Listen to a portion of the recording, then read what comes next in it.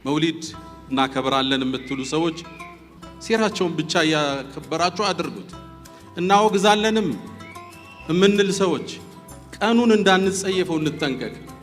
የፈንጅ ቀጠና ነው። መደሰት ይባላል ደፍቃ ሩህያ መጡልም ይባል ስሜት ከማውገዝ ጋር ተያይዞ እንዳይደርቅብን ጥንቃቄ ያሻል።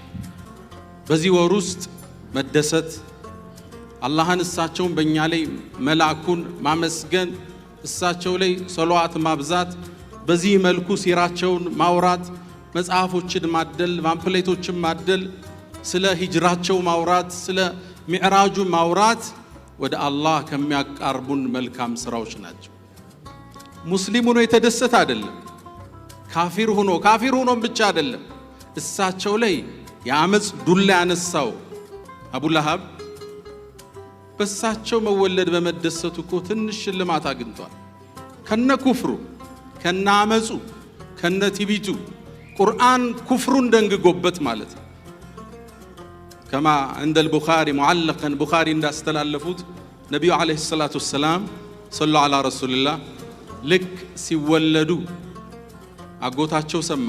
ያባታቸው ወንድም ነው የአብዱላህ መሐመድ የሚባል ልጅ ተወለደለት ተባለ።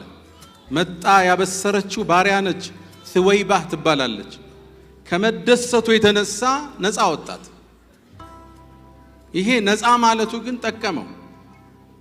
እዛው ቡኻሪ ሙዓለቅ አድርጎ እንዳወራው አባስ የሱ ወንድም በህልሙ አየው።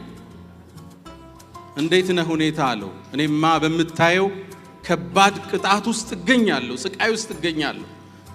ሰኞ ግን በመወለዳቸው ሱወይባን ነፃ በማውጣቴ አላህ ቅጣቱን ያቀልልኛል አለ። ልብ ብላችኋል? ከነ ኩፍሩ ከነ ጥመቱ ተበት የዳ አቢ ለሃብን ወተብ። እኛስ ሙእሚኖቹ ወደናቸው የኖርነው ሱናቸው ላይ የጸና ነው መስመራቸው ላይ የተገኘ ነው። ሽልማታችን ምን ይሆን? የእሳቸውን ሐውድ ከሚጠጡት አላህ ያድርገን።